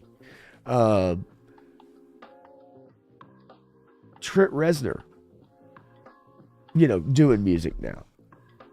And there's been some scores that I think Trent Reznor has done that, if I can remember, for instance, let's see here. Trent Reznor movie scores.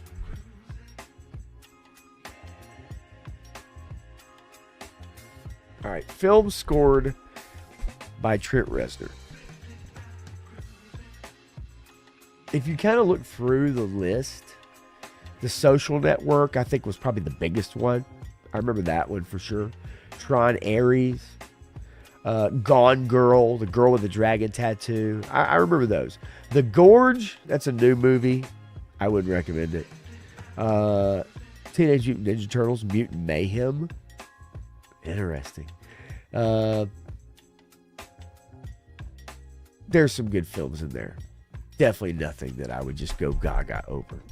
But it's curious because I wonder who's going to be like the next big composers and where is that going to lead us with movie music and movie soundtracks. You know, in the 80s, it was all about having a pop band, right? It was all about having Kenny Loggins record your soundtrack. Yeah, right. And yeah, Clint, like Better Man, right? I mean, it's just, I find it odd because the music used to be its own entity, and it would completely change the tone of the film, right? And give you all the information you needed. Jaws, 2 notes, sped up over and over. But I feel like once these composers start to pass away, is it going to become an AI-driven industry where you don't have to hire a composer and you can just do it yourself? I mean, I truly feel that way. And I think as attention spans get shorter and as people's appreciation level for art becomes less and less refined, or at least refined in a bad way, I just feel like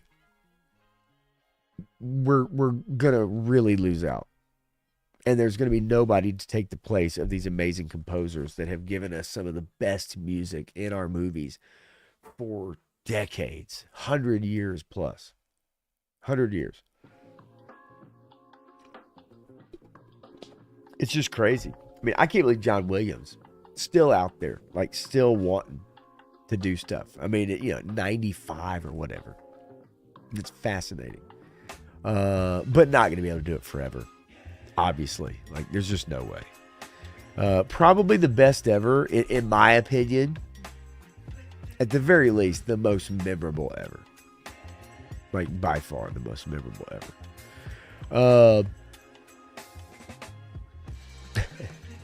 All right. Let's get to some goofy videos. I've got just a few to show y'all. Just a few, but they're pretty good. Pretty good stuff. No real comic news. I did pick up the new G.I. Joe, the Energon universe, and the new G.I. Joe Larry Hama the other day, yesterday to be exact. But let's get into some idiots of the day, shall we? Shall we? Old Gavin Newsom. Good old Gav. Gotta love him. Gotta love him. What's he up to now? Old Gavin Newsom. Gavin Newsom, California Department of Education, has filed legal action against Cajon Valley Union School District in order to force the district into adopting LGBTQ lessons into their sexual health curriculum.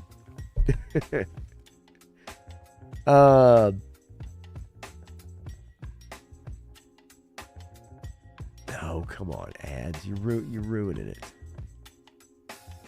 You ever get one of those pages that just every time you click on it, it just completely changes over and shows you ads? I can't even get the page to load. Like,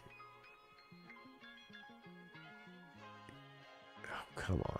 You're killing me, Smalls. You're killing me. You're killing me, Smalls. The state says the school district has refused to follow state law and is asking the courts to force the district to follow the law. California Department of Education asking judge to force the Union School District to follow state laws and recognize LGBTQ plus in the district's sex education curricula. It says its current sexual health curriculum is discriminatory towards LGBTQ plus students. Now, I don't know. I mean, how discriminatory can it be? I mean, it's pretty cut and dried, right? Am I wrong about that? Or am I, does that make sense where I'm going with this? Do you guys understand where I'm going with this? I get it, Clint. You know, I don't have that trouble in OnlyFans either. Right. Man, Mel Gibson running for governor, Bobby, that's pretty wild. That's pretty wild. He probably would get a lot of votes. There's still a lot of hate for him. There's still people, there's still news organizations, man. Every chance they get, they remind you. Right? I mean, they do not like him at all. Let's see. According to the writ of mandate, Cajon Valley's curriculum did not contain information recognizing that people have different sexual orientations, information regarding same-sex relationships, or information about gender, gender expression, and gender identity, including the harm of negative gender stereotypes as required by California law. And the reason why this stuff's not really in there is because it's not...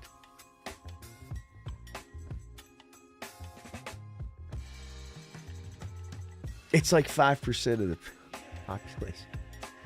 And I think that there's regular normal kids that they don't want to sit in class and hear about boy on boy or girl on girl, although some guys do, or trans on whatever they're into.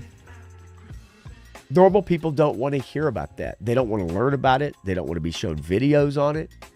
They're not interested. And I mean, I'm sorry, but that's just the truth.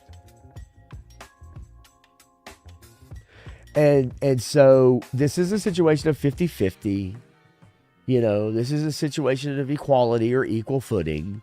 This is that normal, regular, straight people do not feel comfortable delving into the world of that. They just don't. So forcing kids to learn about it, I don't know, man. Like, it's again, it's not 50-50. Right? Yeah, you already know, Clint. That's for sure. But that's just me. But obviously trying to force the school district into this, then you're going to see people that will pull their children out. Like, they just will. You know, this is not teaching your kids about certain history, like, you know, the history of Hondurans in California, right? Or the history, the plight of civil rights, gay marriage, whatever. Fine, nobody cares at this point. But we start getting into the freaky stuff. That's when people start drawing a line, folks, and it's just real. Like, I would not want to learn. I would not want to watch a video. I would not want to see and read in a book about what it's like for a guy to do something with another guy. I'm not interested in that. I'm sorry. You know, and because of that, I would not, you know, that would be very extremely uncomfortable. Now, somebody could say, well, what about the gay kid who's in class learning about, you know, just sexual health? Well, again, my point being, you don't have to sit there and tell all the details about, right? It's like people are people. They're biologically one or the other. That's just the truth of it. Let's not kid ourselves. So you don't need the details, right? Like, you need the details about what the norm is. The norm is, hey, guess what? You can get pregnant by this.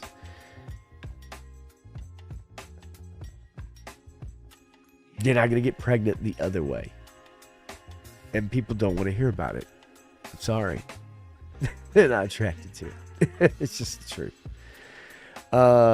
You know, bringing up stuff like this, like a lot of our LGBTQ youth have a lot of higher rates of self-deletion, depression, mental health issues, the bullying that goes on. We're trying to correct these things by ensuring, and that was weird. It's like a spider coming down.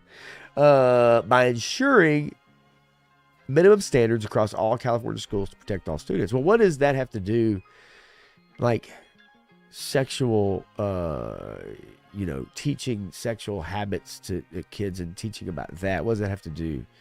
Like, the mental health issues. I mean, that's a deeper problem that needs to be addressed. And I don't think it has anything to do with teaching kids about butt sex. I'm sorry. It just doesn't. That's my opinion.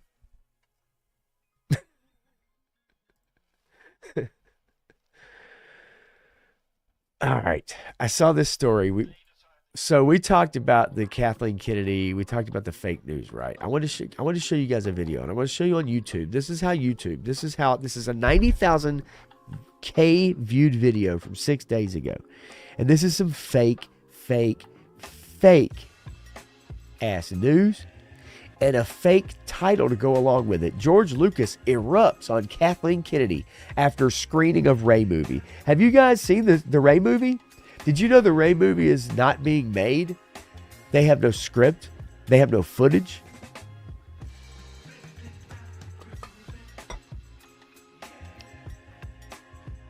So how is it possible that George Lucas could erupt on Kathleen Kennedy after the screening of the Ray movie? Well, this YouTube channel, Woke Informant, 24.5 thousand subscribers, 90,000 views on this video. And if you go down the comments, it has 1,200 comments. If you go down the comments, it basically is saying the same things you might see in some of the people that I watch and Matthew watches and whatever. But not one of these comments mention that this is fake. This is completely fake information. This is bullshit. This is unbelievable. 90,000 views. And who watched this? Normies watched this. This is your Mike Zero crowd, folks. So when Punk jokes about Mike Zero, that's what he's talking about. These are people that just watch. They don't question. This is fake as shit. Listen to this.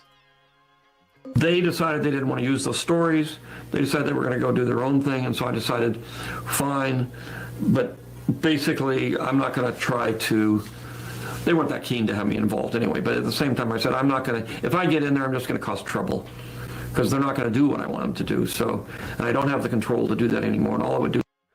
So this is old.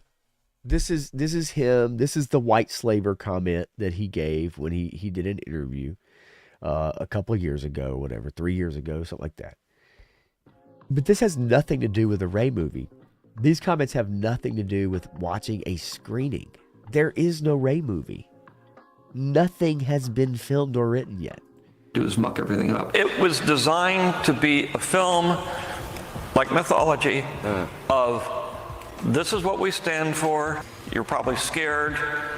You don't know what's going to happen. And here's a little idea of some of the... Guys, whenever you make a video, make sure that when you put in the captions that you put it on screen 3 times with 3 pictures of the subject you're talking about. The things you should pay attention to. Friendships, honesty, trust, and doing the right thing. Living on the light side, avoiding the dark side. You were planning on developing Star Wars Episode 7 before you sold Lucasfilm. Can you divulge any of the details you were working on? The ones that I sold to Disney and everything, they came... Like, none of these are all old videos. Like, none of this stuff has anything to do with the fact this story is fake as shit. So I want to caution people and just say that, like, this shit, I mean, all these comments, 1,200 comments, 90,000 views. I mean, right here, this comment. Why does he care? He sold the rights to his IP.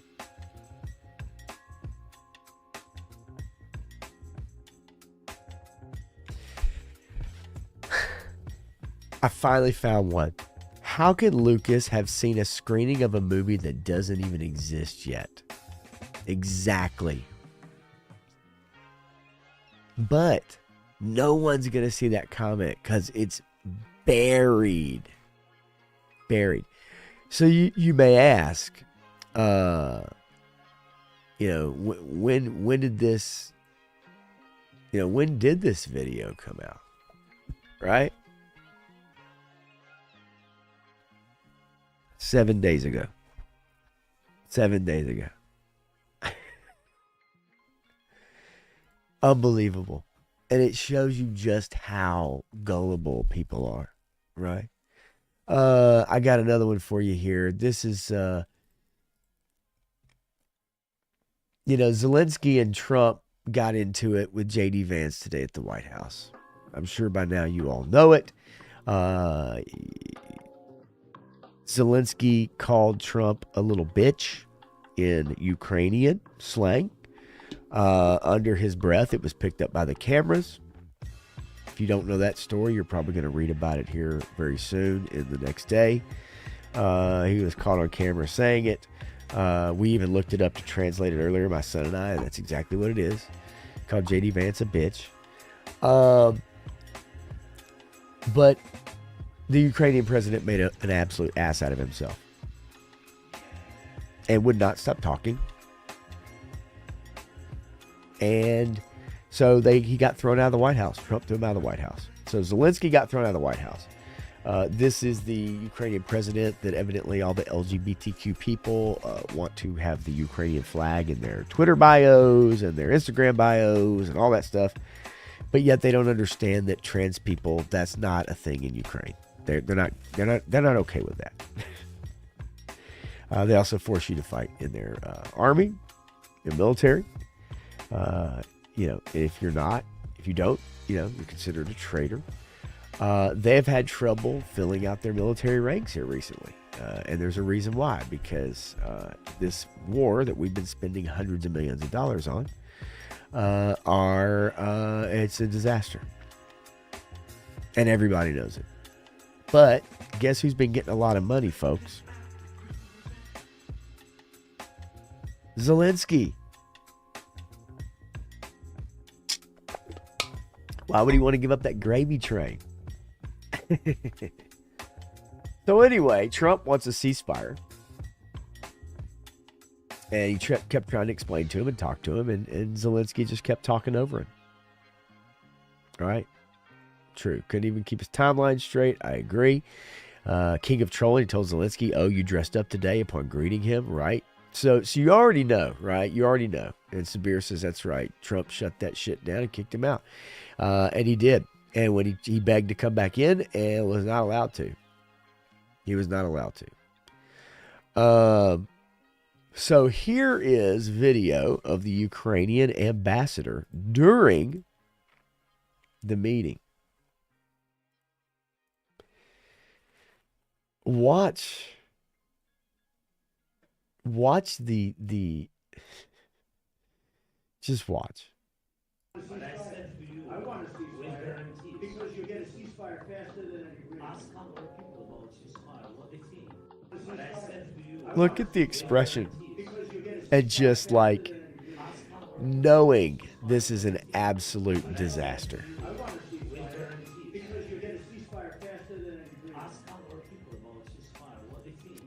But I said to you, I want a ceasefire. I love this. Because you get a ceasefire faster than an Love it.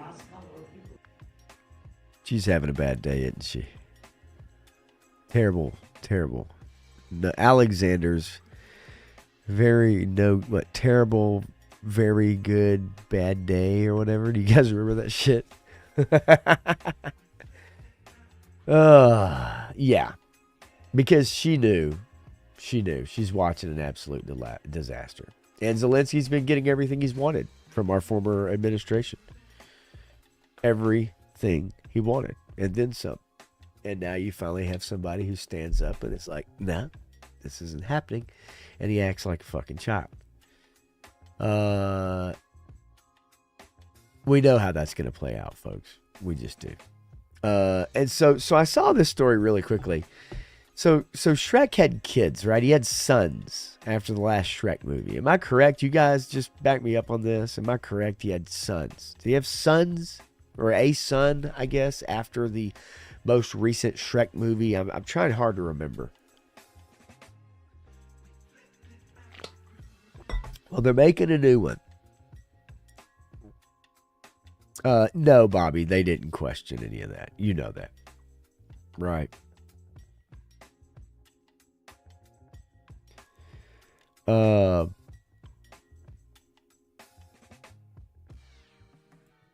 That's probably more appropriate, Dreadnought.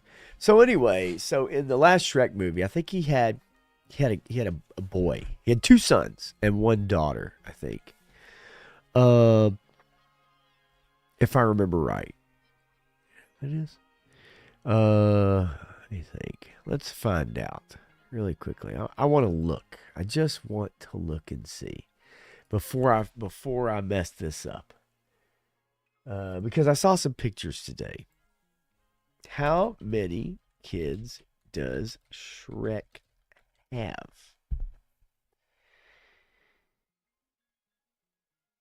3 kids, triplets, Fargus, Farkle, and Felicia. Fargus, Farkle, and Felicia. 2 boys and a girl. Well, evidently, they've got a new movie coming out. And they showed early pictures. They showed one of the kids and what they look like now. I think this is one of the boy characters. But they showed guys are gonna kill me. What they look like as a young teenager or a preteen.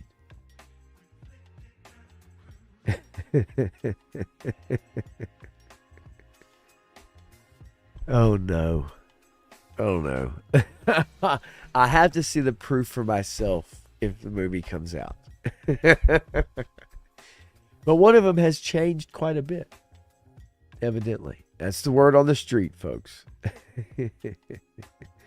We'll see. Like I said, I have to confirm. I cannot confirm nor deny. But I definitely want to find out. Because if that's the case, oh Lord, here we go. Anyway, all right. Enough about Shrek. Let's finish up with some some good videos of the day. And I'm going to finish it up with a Captain America PSA at the very end. Drummer's Nightmare. We're going to have Drummer's Nightmare. We're going to have the Transformers Then and Now. And we're going to finish things up with Captain America and a PSA. Take it on home. Just to remind you guys, next Friday, I will be having a Punk with Toys on Pop Blender Unfiltered to just hang out and ask him some questions and try to find out some stuff maybe that we haven't heard. Right? We know about the skateboarding and we know about the relationships and we know about toys and the first things that, we fell in love with toys-wise and playing with toys and stuff like that. We've heard a lot of those stories from Punk. I'm going to try to ask some other questions and maybe see if we don't hear some other stories. So that should be a lot of fun. It'll be the same time, same bat channel. It'll be 9:30 p.m. Central Standard Time here. But Punk is going to be my guest next Friday night. And so hopefully you guys will tune in for that because that'll be fun. We're not going to get into we're not going to get the Epstein, we're not going to get the Epstein, probably in the FC files. We're not going to do that. We're not going to get into that. We're going to stay away from politics. Really, I don't, he's got his thing and his channel. I respect that and what he wants to do. So we're not going to dive into that world, and I don't think it would benefit him at all to do so. But we are just going to hang out, have some fun. And like I said, I'm going to try to post some questions that maybe some stories that you guys haven't heard, that I haven't heard. Especially when he does Thursday with a friend, because a lot of times those conversations, when you're having a conversation with somebody, you're trying to kind of get that common ground. And so we've heard some of those stories a couple times, I'm sure. So hopefully I'll be able to come up with some good questions for sure. If you guys have a question that's not political or nothing like that you would like to know, maybe that you won't have the opportunity to ask or maybe not do a live stream, send it to me on Instagram, PopBlender75. if there's something you might want to know just for fun. But yeah, I'm with you, Dreadnought, but I don't know that Punk wants to expose the truth. Like it's not everybody's duty.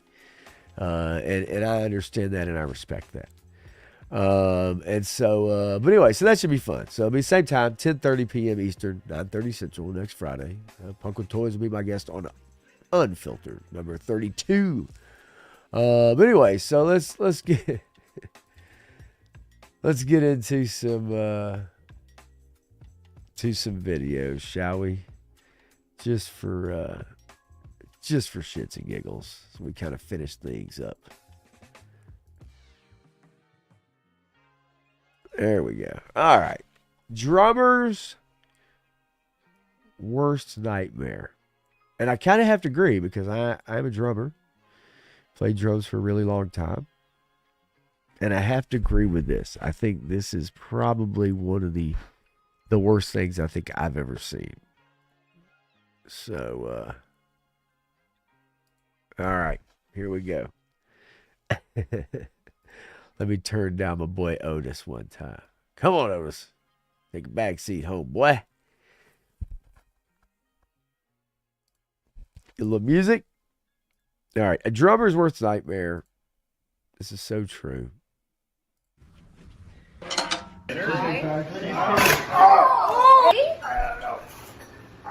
Oh! Jesus!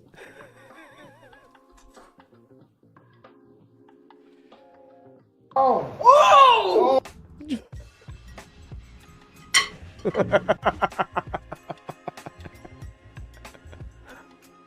Ouch. Right? Like, holy shit. One more time.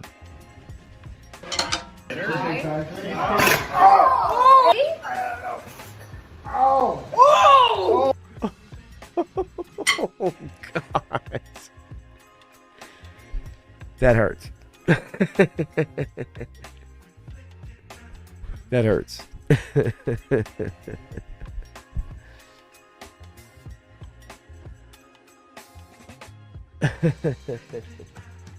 I've never had a stool do that, and I can't imagine having a stool do that. Seriously. Transformers. We got a Transformers then and now.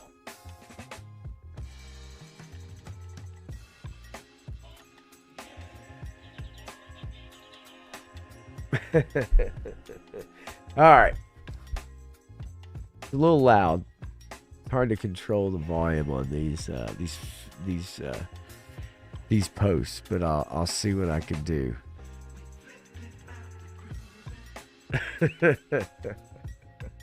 All right. This is a Transformers ad. You guys may like this. You might like this a lot.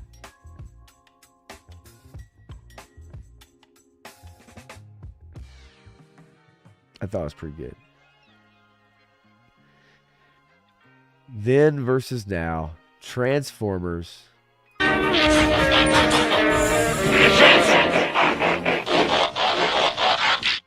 real boy. Transformers, more than meets the eye.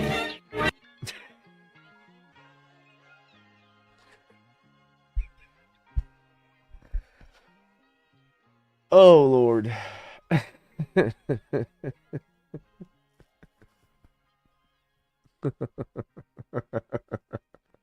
One more time. I'm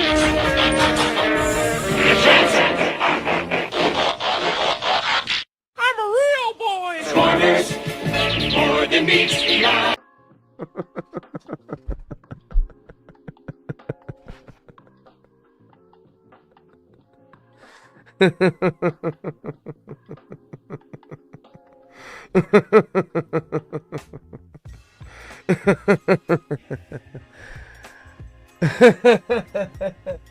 I'm a real boy. I can't.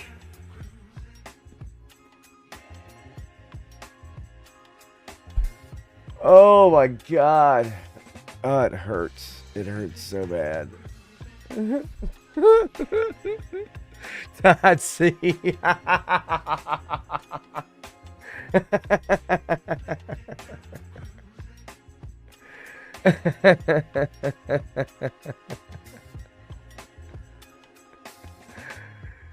Yeah, listen, money, you can buy a 6-pack with money after a transition, Todd. I'm telling you.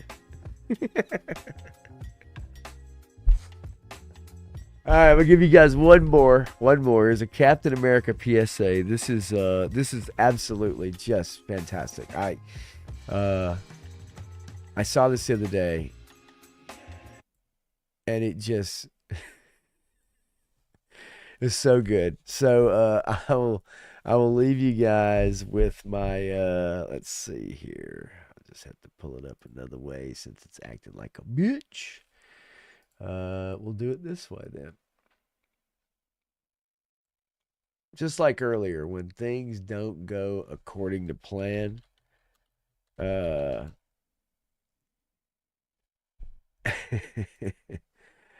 having the mic hooked up and everything, right? All right.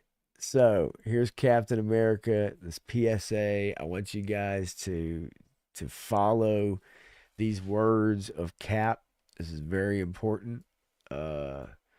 And I wish all of you would follow these life lessons from Captain America. All right. Let's turn it up. Okay, here we go. Captain America PSA. You're welcome. So remember, kids, if someone offers you drugs, you say no. Unless they tell you it'll give you superpowers. Also meth. That shit's pretty fucking awesome.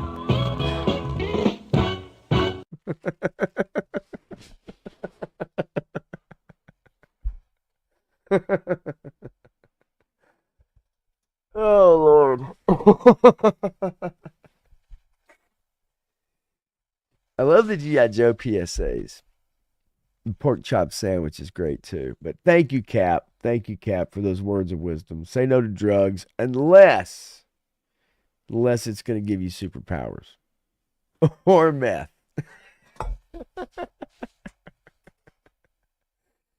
Oh, Lord. Such a sad day when our superheroes, they have no morals anymore. No freaking morals anymore. That's what I say.